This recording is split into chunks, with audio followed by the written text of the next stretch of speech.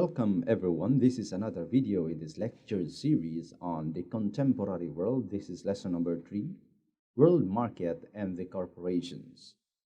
Now, if you have been watching this channel, it is assumed that you have already watched the previous videos in this lecture series on the contemporary world.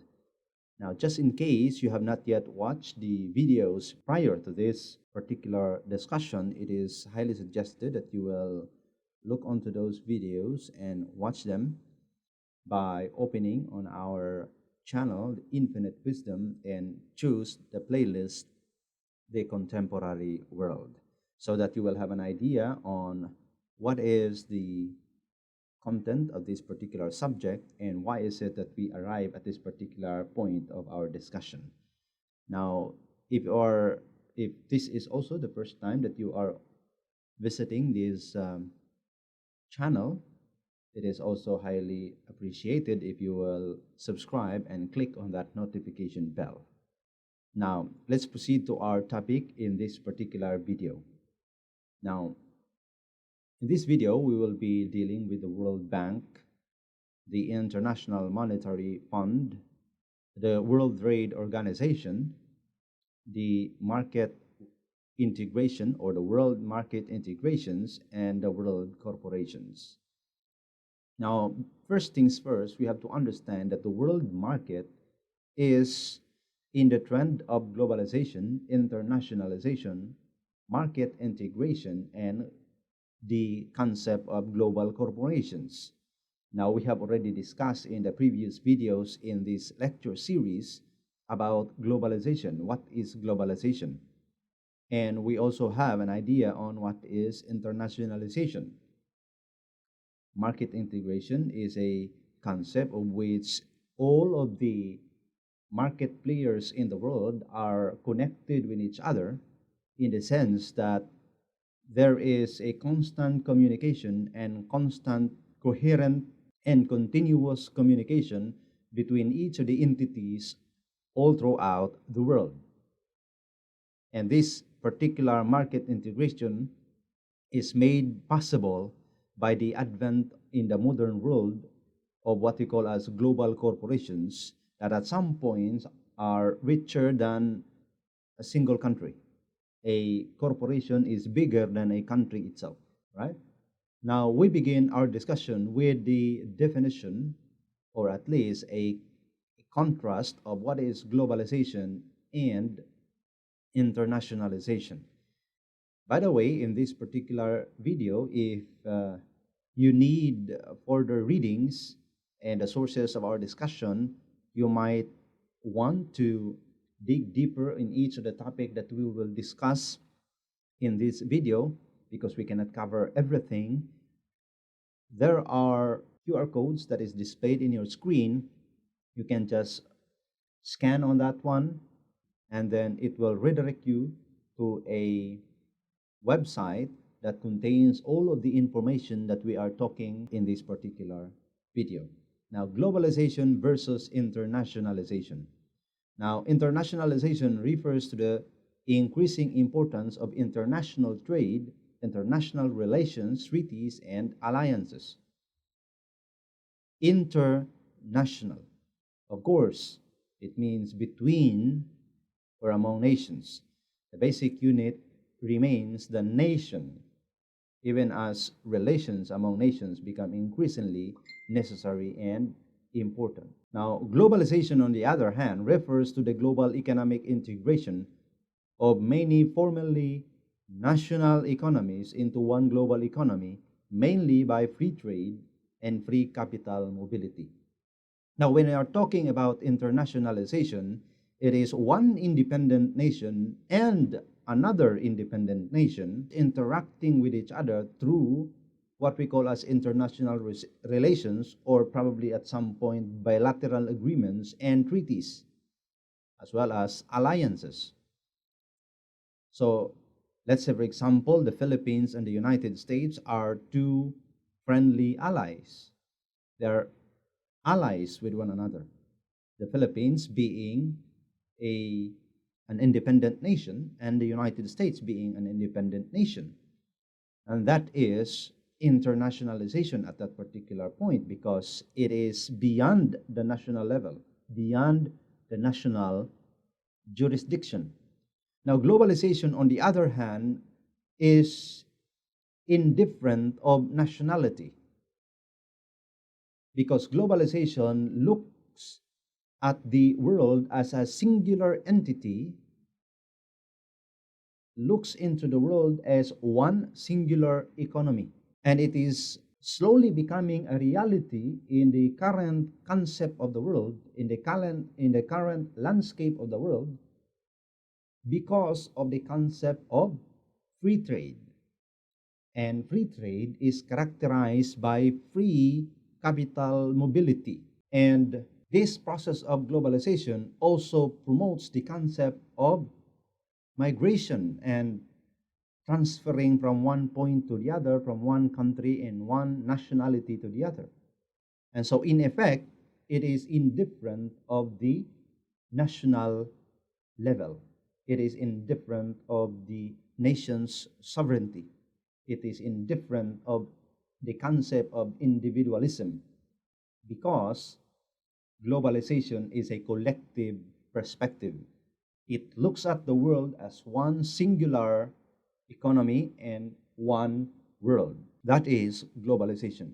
Internationalization is respective of the national boundaries and national territories and the nations of a particular jurisdiction, a particular territorial jurisdiction, which engage in alliance, treaties, and other kinds of communications and cooperation between another independent nation. But globalization is irrespective of the nationality of each person. It looks at the world as one singular economic unit. Now, what is the role or what are the roles of international financial organization, which is the prime mover of globalization and internationalization?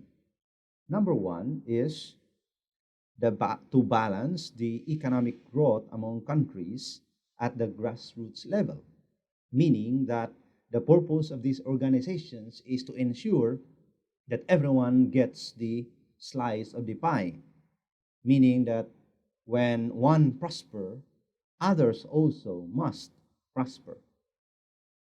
To provide economic assistance to struggling countries around the world, to protect the environment from hazardous and unsustainable practices, to promote poverty alleviation programs, especially to third world countries or otherwise known as the least developing countries in the world, those at the bottom spectrum of the social stratification, are the targets of these particular international monetary and financial organizations in order that they be empowered to do a more productive and produce more products for the benefit of the entire world. That is the purpose and the role of international financial organizations. Now, we have to begin with one of the most famous, if not the most famous, financial organization in the world, and that is the World Bank. Now, the World Bank is an international financial institution that provides loans and grants to the governments of low and middle income countries for the purpose of pursuing capital projects.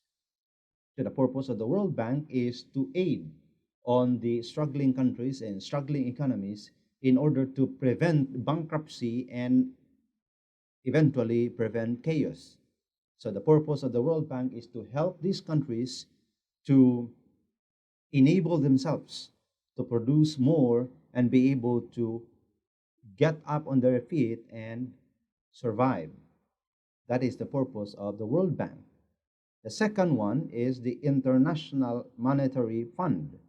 Now, the International Monetary Fund is an international organization headquartered in Washington, D.C., consisting of 190 190 countries in the world working to foster global monetary cooperation, secure financial stability, facilitate international trade, promote high employment and sustainable growth, and reduce poverty around the world while periodically depending on the World Bank for its resources.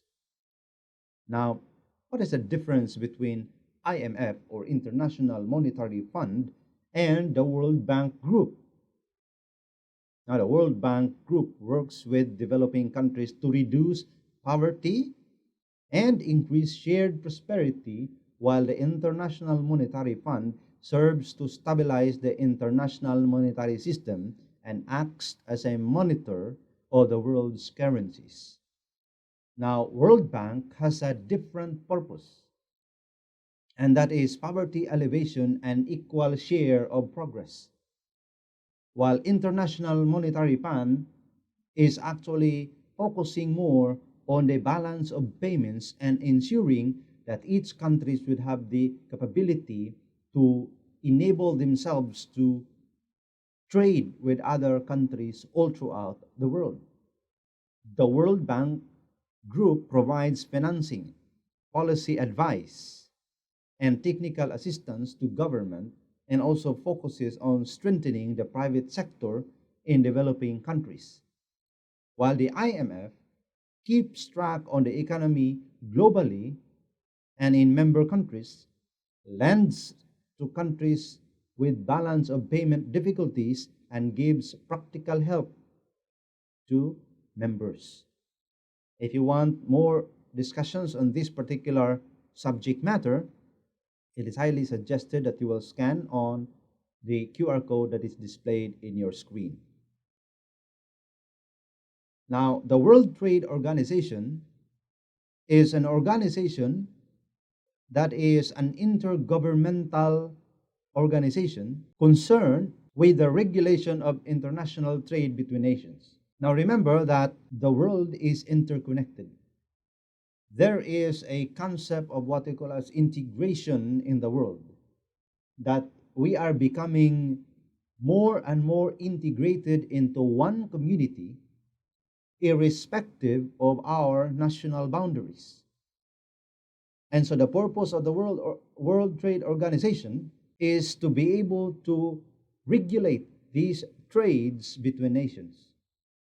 It officially commenced on January 1, 1995, under the Marrakesh Agreement signed by 123 nations on 15th of April in 1994, replacing the General Agreement on Tariffs and Trade, which commenced in 1948. It is the largest international economic organization in the world. So the World Trade Organization, it regulates and it monitors the trade relations between nations all throughout the world. Thank you for watching. See you in the next video.